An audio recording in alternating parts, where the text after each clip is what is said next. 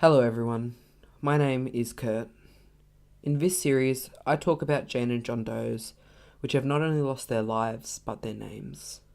Today, we are talking about a child who was discovered dead in a box. Let's begin with the story. Who was the boy in the box?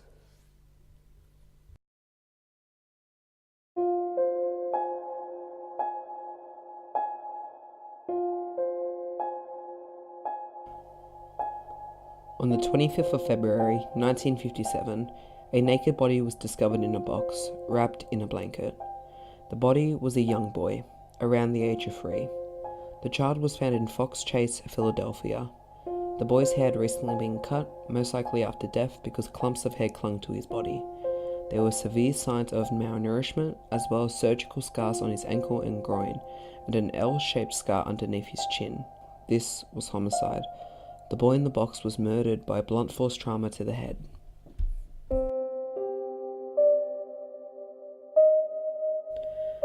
The body was found by a man. For one reason or the other, the man decided to wait a whole day until alerting police. What's strange is that there was a second man who discovered the body first, but he did not contact law enforcement because he didn't want to be involved. Because of the cold weather and delayed phone call, police could not pinpoint when the boy died. Police sent 400,000 flyers all over the country.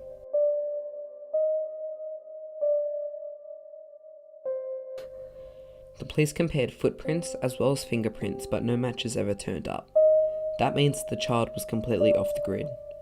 On the box there was a serial number, and going off that serial number, the box was purchased by a JCP shop around 15 miles away. It turns out JCP had shipped 12 of these boxes, but everyone paid with cash, so there was no digital breadcrumbs.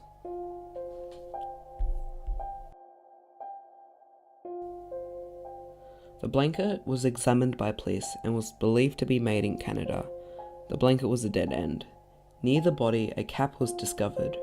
The cap was made by a small company. It was made by a person named Hannah Robsons. Mrs. Robsons remembers the person who bought the cap. The description of the man was that he was blonde and between the ages of 25 and 30. He also paid in cash, and Mrs. Robsons never saw the man again.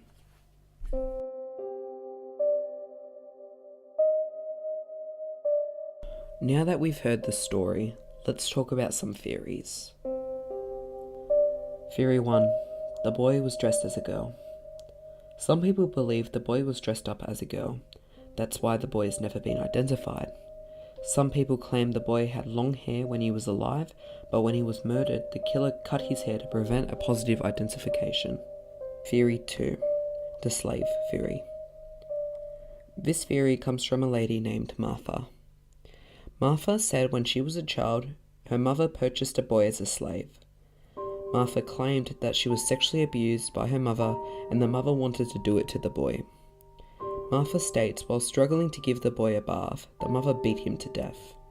The mother drove Martha to Philadelphia to abandon him. This matches testimonies, addresses, and descriptions, and the police think this is the strongest theory out there.